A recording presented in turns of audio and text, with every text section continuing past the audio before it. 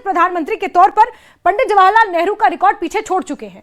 लेकिन किसी भी दौर की पहचान सिर्फ राजनीतिक उपलब्धि से नहीं होती, बल्कि उन सड़कों, पुलों और नेटवर्क से भी होती है जो विकास को रफ्तार देते हैं।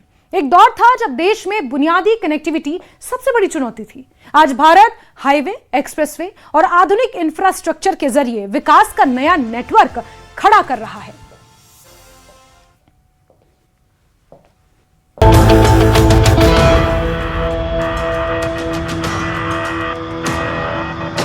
किसी भी देश का विकास सिर्फ आंकड़ों में नहीं दिखाई देता, बल्कि उन रास्तों में भी दिखाई देता है जो लोगों, बाजारों और अवसरों को जोड़ते हैं। सड़कें केवल यात्रा का जरिया नहीं होती, बल्कि अर्थव्यवस्था की धड़कन होती है। जहां सड़क पहुंचती है, वहां व्यापार पहुंचता है, निवेश पहुंचता है और विकास की संभावनाएं भी पहुंचती हैं। आजादी के बाद भारत के सामने सबसे बड़ी चुनौतियों में से एक थी विशाल भूभाग को आपस में जोड़ना।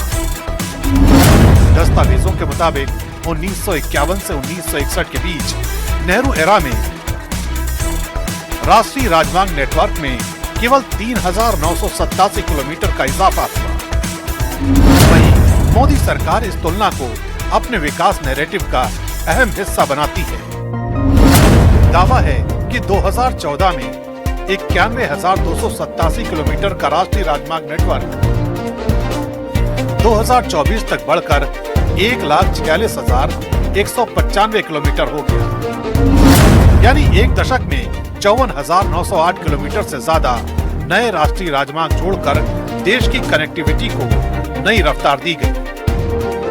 इंफ्रास्ट्रक्चर की कहानी सिर्फ सड़कों की लंबाई तक सीमित नहीं है, बल्कि उन नेटवर्क्स की भी है जो देश की अर्थव्यवस्था को गति देते हैं। मोदी सरकार का दावा है कि पिछले वर्षों में एक्सप्रेसवे नेटवर्क का तेजी से विस्तार हुआ है और आर्थिक गलियारों के जरिए उद्योग, व्यापार और बाजारों को बेहतर कनेक्टिविटी मिली है। सीमावर्ती क्षेत्रों तक सड़क पहुंचाने पर भी खास जोर दिया गया है ताकि विकास का लाभ अंतिम छोर तक पहुंच सके।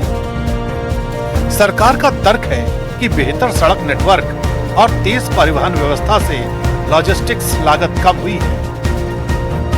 सड़कों, एक्सप्रेसवे और आर्थिक गलियारों का ये विस्तार केवल निर्माण की कहानी नहीं, बल्कि उस भारत की तस्वीर है जो तेज कनेक्टिविटी के सहारे विकास की नई रफ्तार हासिल कर रहा है।